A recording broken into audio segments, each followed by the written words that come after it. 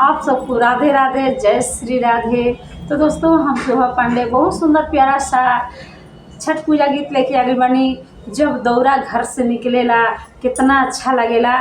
तो देखी दौरा निकले के टाइम के हम छठ पूजा गीत लेके आगे बनी। दौरा निकलेला तो ये गीत होखेला, बहुत सुंदर प्यारा सा गीत बा। आप लोग सुनी जाए, अच्छा लगी लाइक शेयर करब और कमेंट में जरूर बताई जाए कैसा लगल।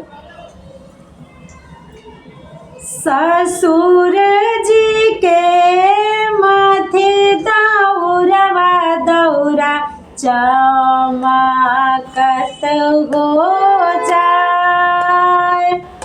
भसुर जी के माथे दौरवा दौरा चमकत हो जाए। देवर जी के माथे दौरवा दौरा चमकत हो जाए।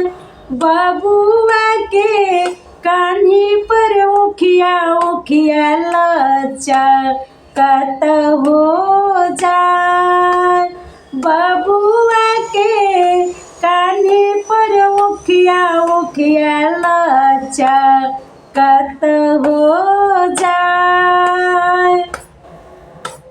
सासू जी के मांगे सिंदूरवा सिंदूर चमकत हो जाए।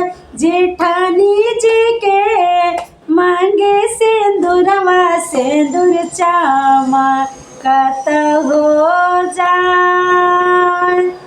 अरे हमारा जे मांगे सिंदूरवा सिंदूर चमकत हो जाए।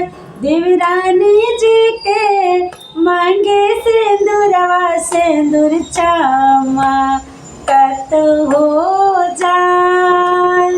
ननदों के मांगे सिंदूरवा सिंदूर चमकत हो जाए।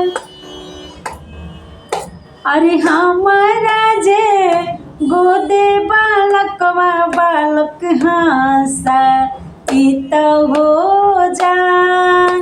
जेठानी जी के गोदे बालकवा बालक हंसित हो जाए।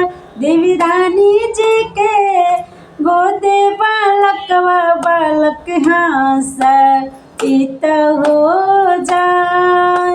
ननदों के गोदे बालकवा बालक हंसित हो जाए।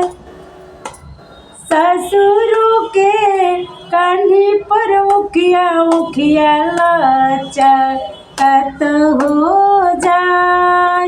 भसुर जी के कान्ही पर उखिया उखिया लचकत हो जाए।